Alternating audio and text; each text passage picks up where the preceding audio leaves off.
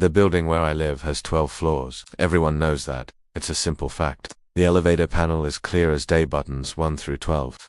There's number 13th floor, no missing numbers. Just a straightforward, logical progression. But logic doesn't apply after midnight. Every single night, at precisely 1:36 a.m., the elevator stops. It's not a normal stop. There's no chime, no announcement of a floor number, just a soft, almost imperceptible ding, and then the doors slide open to reveal absolute darkness. The first time it happened, I was coming home late from a friend's place. I was tired, barely paying attention. The sudden halt startled me.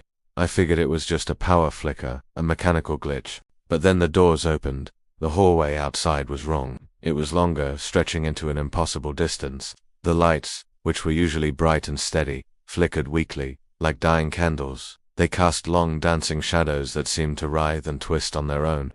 At the very end of this unnaturally long corridor, a figure stood motionless, facing the wall. I couldn't make out any details, just a silhouette against the gloom. A cold chill ran down my spine. I mashed the closed door button, my heart pounding in my chest. The button lit up, but the doors didn't move. They stayed wide open, as if inviting me into that strange dark space. Then, a voice echoed from the hallway. It was cold, raspy, and filled with an ancient weariness. It said, "You're late." My blood turned to ice. I stabbed at the button again and again, frantically, until finally, mercifully, the doors slid shut, sealing away the darkness.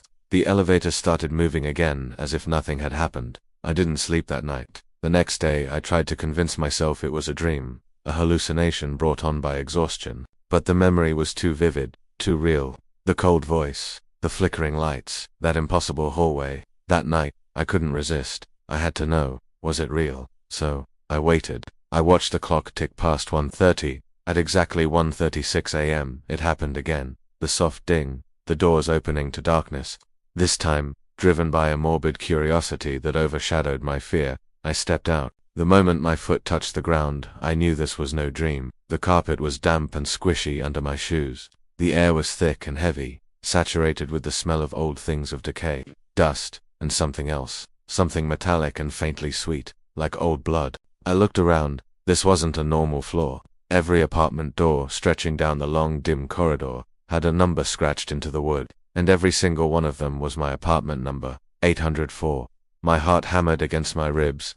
A wave of pure panic washed over me. I turned and sprinted back to the elevator, desperate to escape this nightmarish place. But as I reached for the panel, my hand froze. There was a new button. It was at the very bottom, a button that had never been there before. It had no number. It was just a single, stark, horizontal dash, like a minus sign, or a grave. The third night, I didn't have a choice. I wasn't even in the elevator. I was in my apartment, trying to stay awake, trying to ignore the approaching time. But at 1:36 a.m., I felt a lurch, like the whole building was shifting. The lights in my apartment flickered and died. The familiar ding of the elevator echoed from down the hall, even though I was floors away. I felt a pull, an irresistible force dragging me out of my apartment and towards the elevator shaft. The doors were already open, waiting for me. It took me there on its own. This time, the hallway wasn't empty. It was full. Dozens of people stood silently, all facing the walls, just like the first figure I had seen.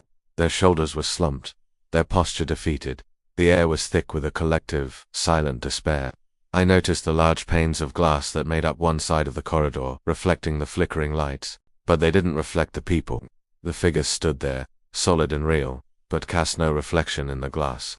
They were just absent. My breath caught in my throat. One of them, at the front of the crowd, began to turn. Slowly. The movement was jerky, unnatural. As its face came into view, a scream died in my throat.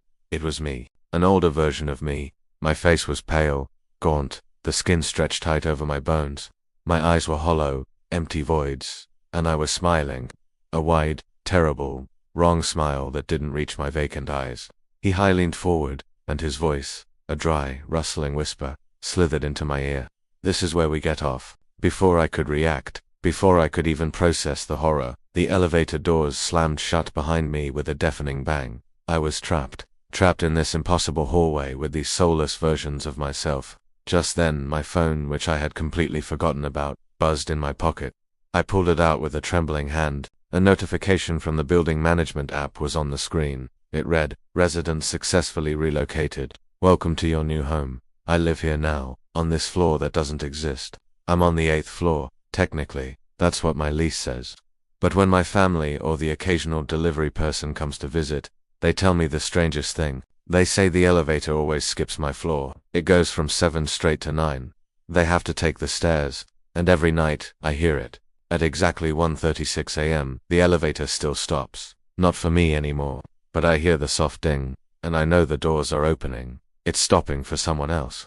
And I wonder, whose turn is it tonight?" Thank you for listening. If you enjoy stories that explore the unsettling corners of reality, make sure to subscribe for more.